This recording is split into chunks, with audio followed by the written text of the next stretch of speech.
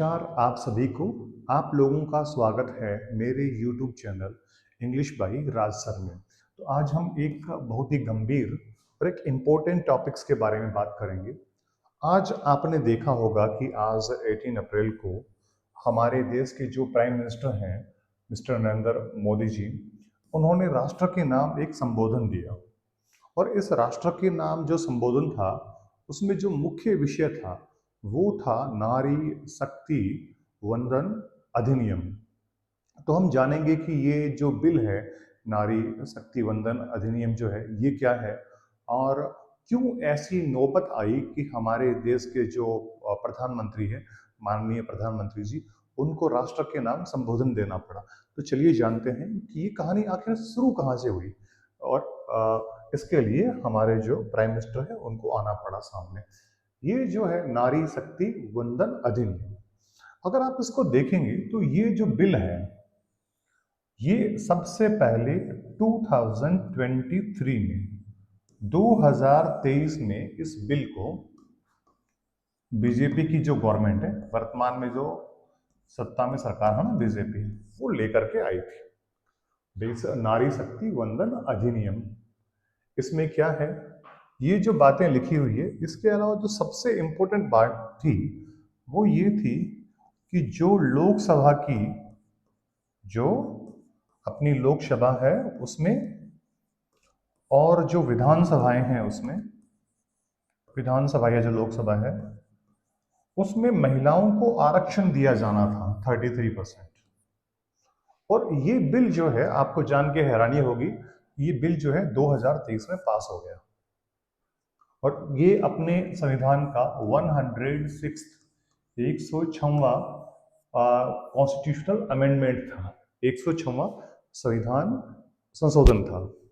लेकिन ये बिल तो पास हो गया, उसमें तो कोई प्रॉब्लम नहीं, लेकिन इसके साथ में कुछ शर्तें जुड़ी हुई थी कि भाई देखो बिल तो पास हो गया है, राष्ट्रपति ने साइन भी कर दिए, लेकिन इसमें एक चीज उस समय थी, वो ये थी कि भाई ये बिल जो है ये लागू तब होगा जब एक तो जनगणना होगी,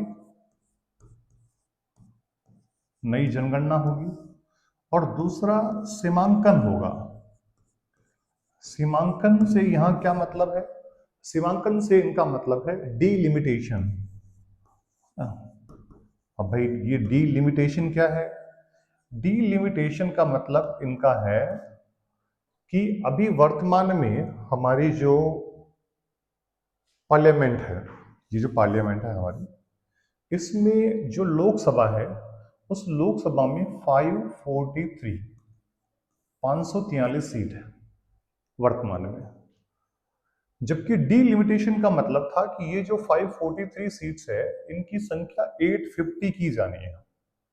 और ये क्यों बढ़ानी है, ये जनसंख्या के आधार पर, जो जनसंख्या है ना उसके आधार पर ये इस संख्या को बढ़ाना चाह रहे थे डीलिमिटेशन के हिसाब से।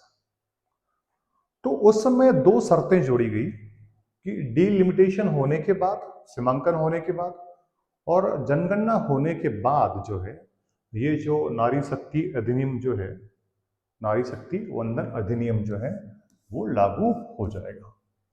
ये बात है 2023 की, इसलिए इस बिल का नाम भी क्या है, नारी शक्ति वंदन अधिनियम 2023।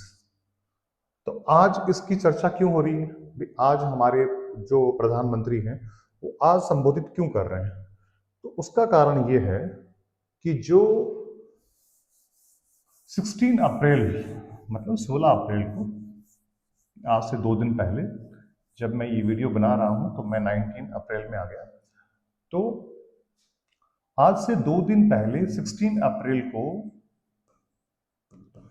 जो सरकार है, अपनी जो वर्तमान बीजेपी गवर्नमेंट है, वो कह रही है, उसने एक विशेष सत्र बुलाया पार्लियामेंट का और बोला कि चलो ये जो बिल है ना नारी शक्ति वंदन अधिनियम 2023, भाई इसको लागू करते हैं अपने, इसको 2029 का जो इलेक्शन है उसी में इसको क्या करेंगे, लागू करेंगे। इसके लिए विशेष सत्र बुलाया। लेकिन अब यहाँ पे इंटरेस्टिंग बात क्या थी वो आपको देखनी है कि इन लोगों ने जो नारी शक्ति अधिनियम बिल था उसके साथ साथ में दो बिल और जोड़ दिए। एक बिल तो ये हो गया आपका नारी शक्ति वाला। नारी शक्ति बिल वाले का मतलब है कि 33% रिजर्वेशन। दूसरा बिल इन्होंने जोड़ दिया डीलिमिटेशन वाला, जो आप स्क्रीन पे देख रहे हैं ना, भी डीलिमिटेशन कि भी जो लोकसभा की सीटें हैं वो बढ़ा करके हम क्या करेंगे 850 करेंगे। और एक तीसरा और था वो यूनियन टेरिटरी जो केंद्र शासित प्रदेश है उनको लेकर भी कुछ था, केंद्र शासित प्रदेश को लेकर, प्रदेशों को लेकर। अब इंटरेस्टिंग बात यहां पे क्या होती है कि ये तीनों बिल एक ही साथ में लाए गए थे, है ना। तीन जो बिल है वो एक पैकेट के रूप में गवर्नमेंट ने पेश किए थे। बहुत कम लोगों को जानकारी होगी, एक पैकेट के रूप में इन लोगों ने किया। और ये करना भी जरूरी था क्योंकि अगर डीलिमिटेशन नहीं होगी तो ये नारी शक्ति बिल जो है वो लागू हो नहीं सकता। तो उन्होंने इस पैकेट के रूप में इसको ये लेकर के आए, कहाँ पे, लोकसभा के अंदर 16 को लाए और पूरी बहस हुई उसके ऊपर। और कल 17 को, मतलब कल की डेट को 17 अप्रैल को जब इसके ऊपर वोटिंग की गई, है ना, 17 अप्रैल को जब वोटिंग की बारी आई, यहाँ पे दिख नहीं रहा, मैं यहाँ पे लिख देता हूँ।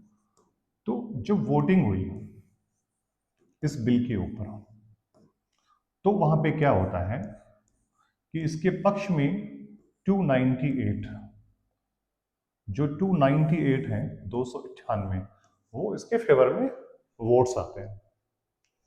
इसके अगेंस्ट 230 और जो टोटल मेंबर जो पार्लियामेंट के थे वो 528। ये 528 मेंबर ने वोट किया, जिसमें से 298 ने फेवर में किया, 230 ने अगेंस्ट किया, वोट किया। और इस बिल को पास होने के लिए जो नंबर चाहिए था वो लगभग 360 चाहिए था, 360। अगर 528 है तो ये संख्या थोड़ी कम हो जाती है, ये 355 के आसपास। तो इनको मिले सिर्फ 298 वोट। तो जो 2/3 बहुमत है, 2/3, वो उस बिल को मिला नहीं। और जब बिल को ये नहीं मिला तो बिल क्या हो गया, लोकसभा में गिर गया। अब जो है ये जो नारी शक्ति वंदन अधिनियम है ये कल 17 अप्रैल को लोकसभा में पास नहीं हो सका, ये फेल हो गया।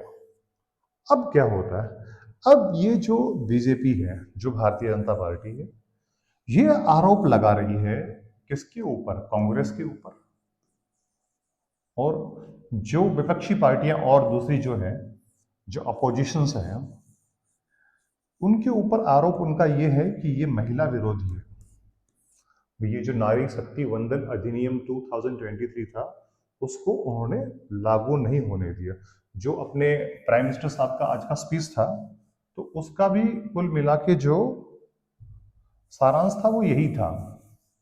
थोड़ी बहुत उन्होंने बात की है पश्चिमी एशिया के बारे में, लेकिन आने वाले टाइम में आर्थिक मुद्दों पर, लेकिन कुल मिला के मेन जो उनका था फोकस वो इसी चीज के ऊपर था कि किस प्रकार से जो विपक्ष है उसने बहुत बड़ी चूक कर दी।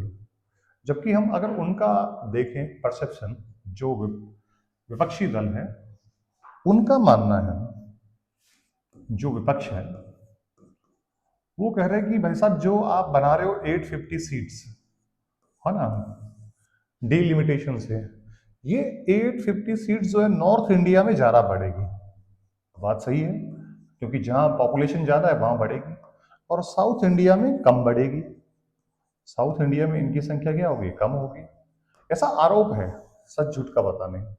तो आप जो ये सीमांकन कर रहे हो, डीलिमिटेशन कर रहे हो, तो उससे क्या होगा कि जो उत्तर भारत है उसमें सीटों की संख्या ज्यादा होगी। और उत्तर भारत में भारतीय जनता पार्टी की विचारधारा काफी पॉपुलर है।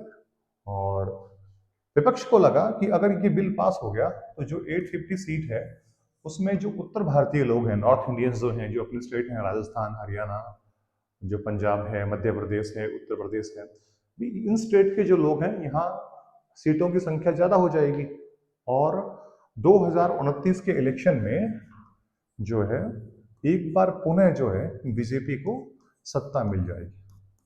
तो वो अपने आप को इनसिक्योर फील कर रहे थे, वो अपने आप को असुरक्षित महसूस कर रहे थे। तो इसलिए उन्होंने कहा कि हमें नारी शक्ति अधिनियम से तो कोई प्रॉब्लम नहीं है, लेकिन जो ये सीमांकन आप कर रहे हो, डीलिमिटेशन कर रहे हो, इससे हमें प्रॉब्लम है। लेकिन अब दूसरी तरफ शर्त यह है कि जब तक आप डीलिमिटेशन नहीं करोगे, है ना, तब तक जो है डीलिमिटेशन जब तक आप नहीं करोगे तब तक आप उस बिल को लागू नहीं कर सकते। तो यहीं पे सारा पेच जो है वो फंस गया था। भाई ये नारी शक्ति वंदन अधिनियम जो है वो तभी लागू हो सकता है जब डीलिमिटेशन हो, और विपक्ष जो है वो डीलिमिटेशन चाहता नहीं। तो अभी फिलहाल तो इसके कोई आसार नजर आ नहीं रहे हैं कि दोबारा से ये बिल आएगा या कोई आम सहमति बनेगी या ये कोई पास हो जाएगा। तो ये वो पूरी कहानी थी। ये अपने को समझना पड़ेगा कि नारी शक्ति वंदन अधिनियम में सिर्फ 33% रिजर्वेशन का मामला नहीं था। इसके साथ में एक कहानी ये भी थी, दोबारा मैं रिपीट कर दूं, ये लोकसभा की सीट है 543, उसको बढ़ा करके 850 भी करना था हम लोग को, ताकि जो मौजूदा एमपीज हैं उनके ऊपर असर नहीं आए। तो खैर ये सब पॉलिटिकल चीजें चलती रहती है। Thank you.